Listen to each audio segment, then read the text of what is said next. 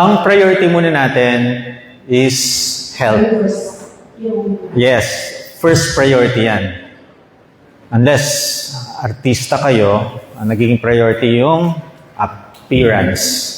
So una, health muna. Ayusin muna natin yung health. Pag may nakita kayo ng improvement sa health, tapos yung appearance hindi na nakikita sa inyo yung okay, then saka natin ayusin ang health. Na-address naman yan. Paano?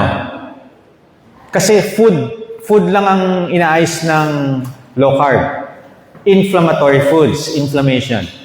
And then when you do fasting, dyan na pumapasok ang autophagy, healing.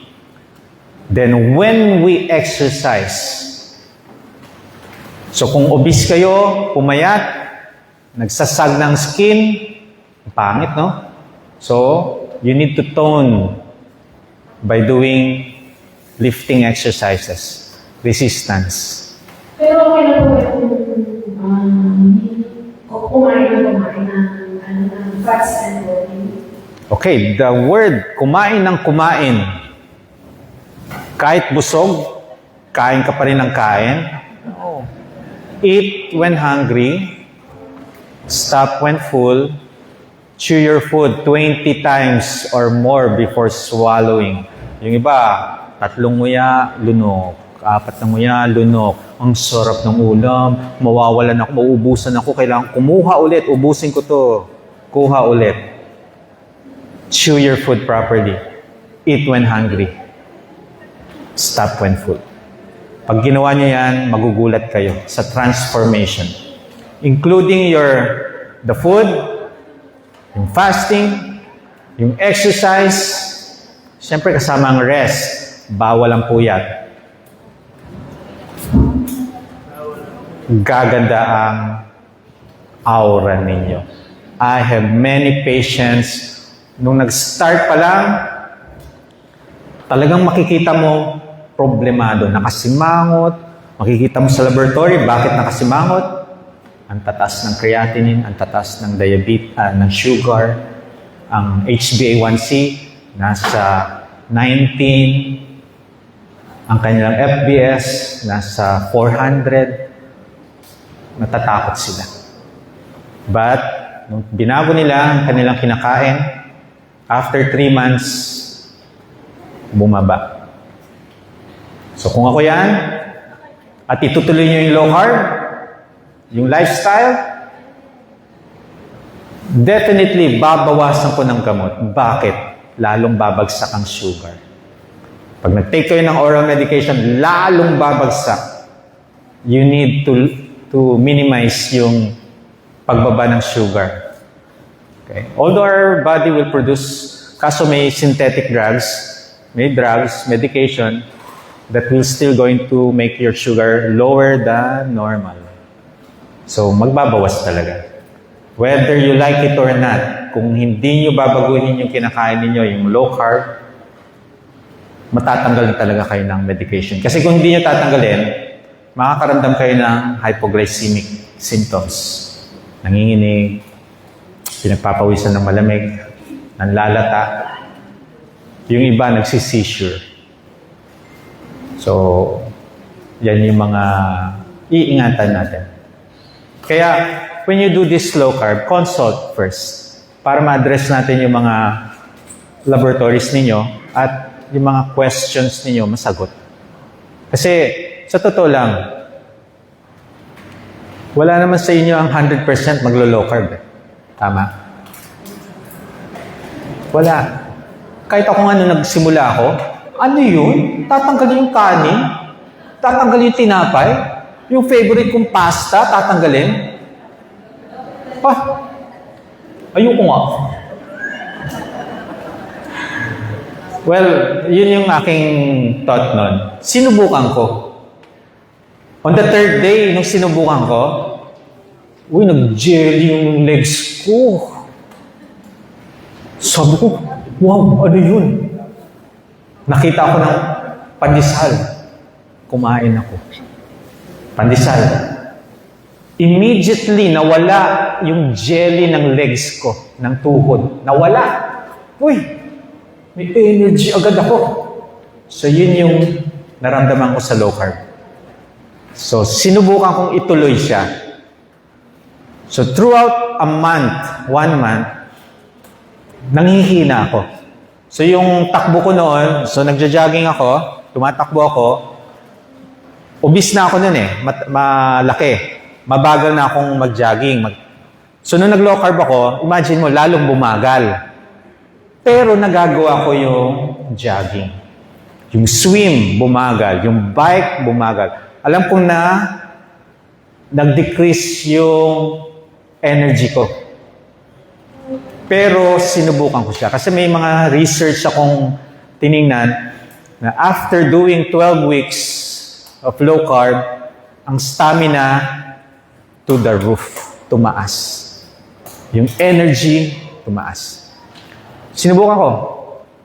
After a month, nawala yung hina. Uy, bumibilis ako. Walang hingal. Walang pagod. Bumibilis. After 1 year, pag sumasali ako ng karera, triathlon or duathlon, after 1 year, nasa 3rd place ako.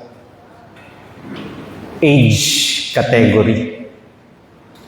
So, 45, 49 age.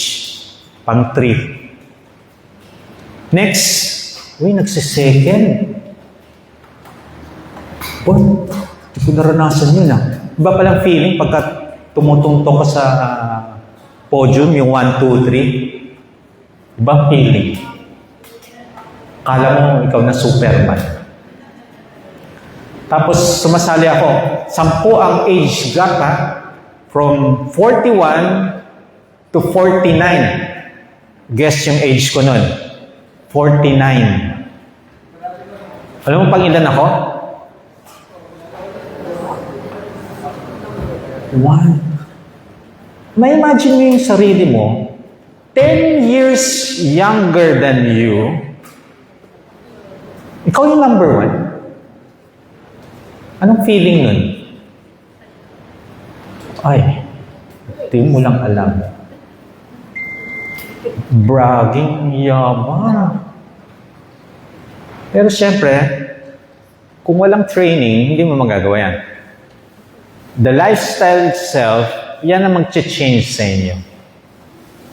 Huwag niyo munang papansinin yung may mga negative kasi mararamdaman. Like yung pumapangit, pumapet. Ano mga Pinoy talagang, ano ba tayo? Balidoso, balidosa. No? Gusto natin ang ganda-ganda natin, ang pogi-pogi. No? But when you change yung mga kinakain niyo, may stages yan na pagdadaanan. Nagwe-waste yung katawan. Pero nako-correct yan. Mag-a-align. Maraming magbabago kasi sa cells natin, sa atin. Hindi tanggap ng katawan nyo yung pagbabagong yan. Pero pagka tinuloy-tuloy nyo, sasang-ayon yung katawan ninyo ngayon. Masasanay ulit siya na, wow, napaka-healthy ng kinakain. Walang mga ultra-processed food, walang mga sugary food, sugary drinks, wala. Magbubunyi ang bawat cells ninyo. Malalaman nyo yan after a year, 2 years to be the best version of yourself. Mararamdaman nyo naman yan. And sa isang mga umiinom ng gamot, mapapansin nyo, nalilesen yung gamot ninyo at nag-i-improve ang laboratories. Yes, question pa. Any question po? Yes, Kuya Eric. The question kasi common mindset, pagka kasi ito na sa doktor, huwag ka kumain ng mantika. So, question ko about mantika. Yes. Kasi you're preparing to oil. Lahat ng pagkas na mantika, all the same, information dito sa ating pinag-usapan na low carb. Kasi meron dati din ako na saturated, and it's Okay. Okay, may mga healthy fats tayo, no? So, yan, sa dyan is coconut oil, olive oil, avocado oil. Yan yung mga healthy fats. approve po ako dyan. Dun sa hindi, so, meron tayong mga saturated, monosaturated.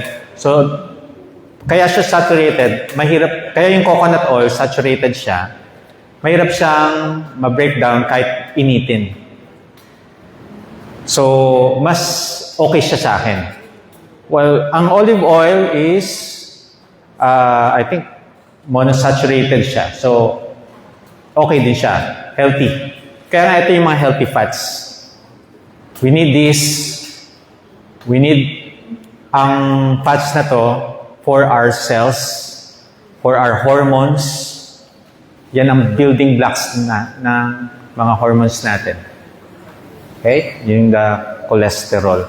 Kaya sa akin, huwag po kayo matakot sa cholesterol. Yung HDL ang bantayan ninyo. Lower your triglycerides, make your HDL high. Meron kayong gagawin, kung mababa ito, meron kayong gagawin. Meron lang gagawin tayo. Either you do exercise, tumataas sa HDL. Healthy fats, consume healthy fats. Kaya minsan sa mga patient ko na underweight, pinapainom ko ng mamili sila. VCO, MCT oil, or olive oil. Pinapainom ko sila niyan. Mas gumaganda ang kanilang kutis. Dok, sabi nila, mas maganda rin yung canola oil eh. Mas maganda rin yung vegetable oil. Well, pagdating dyan, you research kung saan galing ang canola oil. You do research regarding that. Kasi sa mga patient ko na nag-improve ang kanilang health condition, coconut oil, olive oil, avocado oil. Sinunod naman nila yun. Okay? You do research, then kayo po mag-decide. Yun yung mahalaga doon. Alamin ninyo, ano yung kinakain ninyo? Healthy ba to sa akin? Then tingnan ninyo. Huwag lang kayo yung magbase na sinabi ko or sinabi ng ibang tao. You do your research. Alam ko, nag-ano naman na tayo. O kaya, utusan niyo yung anak nyo, pamangkin ninyo, apon ninyo. Anong the best oil? Sa akin, kung ano yung gusto nyo, titingnan ko. Pero yung binanggit ko, yun yung okay na okay. Yes? Dok, yung po ang pagkain ng avocado ay Yung po ba pagkain ng avocado everyday, ano ang naging sa kawan mo? Fruits ang avocado. So, mataas sa potassium, may mga nutrients, pero hindi yan ang main meal natin, ha? Ang main meal, we need protein, we need fats. So, yung sa fruits, although avocado oil, pwede, fats yan. So, fruits, okay lang naman. Ang low-carb fruits, strawberry, any berries, lemon, calamansi, and avocado. Yung po may nakakapos cholesterol. Hindi naman. Like, kung walo po ang kakainin. Ilan po? Sa buo. Isa lang naman. Unless isang kain. Kaya nga sabi ko, ang avocado is not the main meal. Hindi yan po ang main meal. Pang side dish. Okay. Or yung iba kasi merong pag after a meal, meron kayong kulang. So pwede to. Strawberry. Yung iba, ginagawang snacks. Hindi siya main meal. Hindi. Huwag lang po sasabarin ang gatas sa kaswahan. Ayun. Wala lang ng gatas. Tsaka, okay. Yes.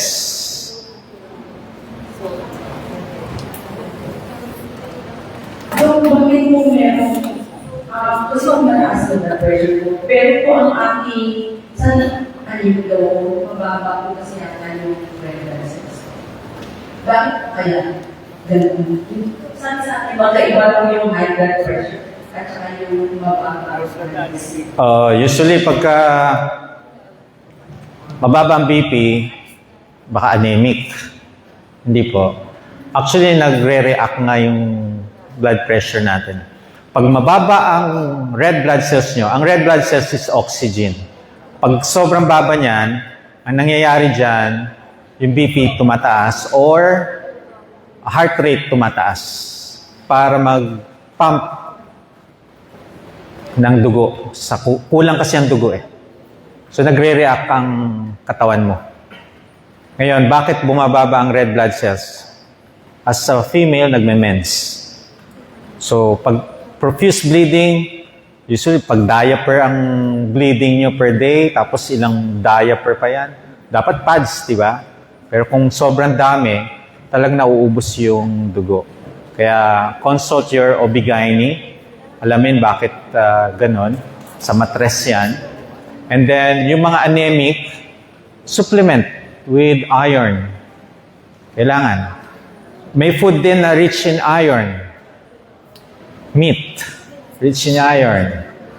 Ang nangyayari, takot tayo sa karne. So, nalilesan, puro vegetable. So, yung iba, nagiging anemic. Pagka vegetarian po tayo, you need supplement of B complex. Yan yung binibigyan ng vitamin B complex. Kasi, ang B complex, nasa meat, wala sa gulay. Kaya kung wala kayong meat, supplement kayo na sa mga nagbe-vegetarian yan. Okay? Kailangan natin supplements. Sa iron, kailangan natin supplements kung mababa. Hypertension, maraming cause, maraming factors. Magpuyat ka, stress ka, ano pa, tingnan mo laboratory. Yung iba, most common kasi na hypertension, essential. Walang cause. Pwede rin dehydrated kayo, can cause hypertension. Yung stress ninyo, pwedeng tumaas. Yung mga may anxiety, tumataas ang BP.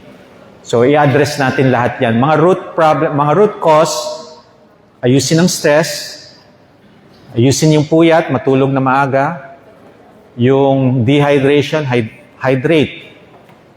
Na-address naman yung kung aayusin nyo yung root problem ninyo. Wag lang yung sa BP. Minsan, pag naayos yung mga root cause, no need for medication kasi nakokontrol na. Sa umpisa kasi, ganyan gagawin eh. Medication. Yes.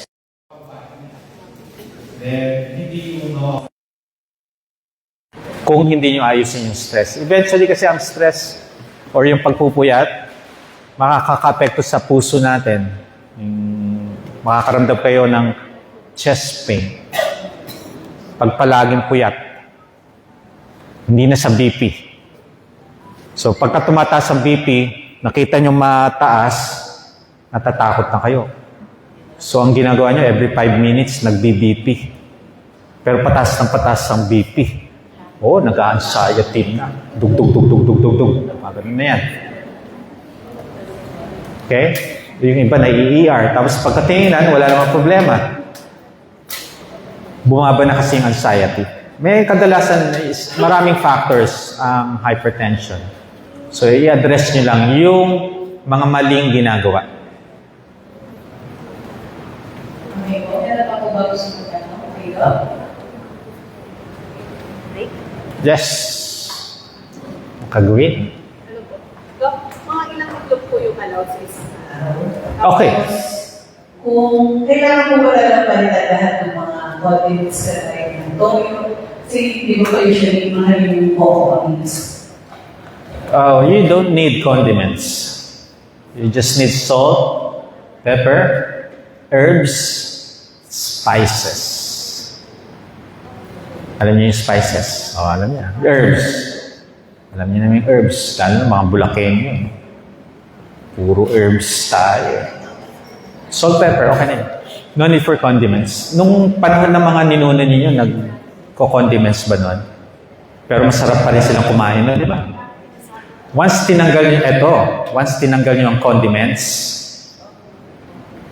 after 1 month without condiments, pag kumain kayo na may condiments na paka-alat. Mas gusto nyo pang wala. So nagiging virgin ang taste buds natin. So mas palatable na. Sa umpisa, ano ba yan? walang kalasa-lasa. Pero pagka nasanay ng salt, pepper, herbs, spices, sumasarap na yung pagkain mo eventually. Kasi nasanay kayo, puro malalasa ang kinakain. Kaya yung konting salt or salt lang ang wala. Parang ayaw kumain. Yes, ano pa? Yes po.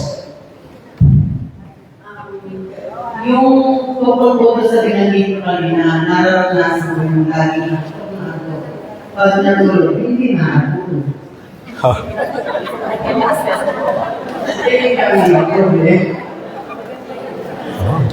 Okay na tanong yun. Antok na antok, pero hindi makatulog. Mahirap naman hindi magising. Ayun.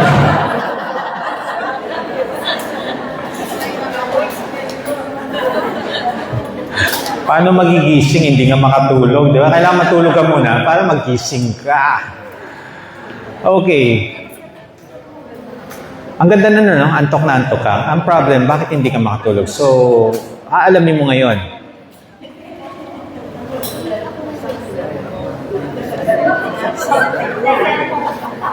Ano ba yung sasabihin ko? Okay. Number 1 na nagkakos ng insomnia, yung hindi makatulog, cellphone. Number 1 ngayon, napansin ko sa mga pasyente ko, Dok, hindi ako makatulog. 11, 12, 1 a.m. na ako nakakatulog. O sige, turn off cellphone. 7 p.m. pa lang. Daytime eh. Daytime kayo na antok, pero hindi kayo makatulog. Okay, daytime. Bakit kayo matutulog ng daytime?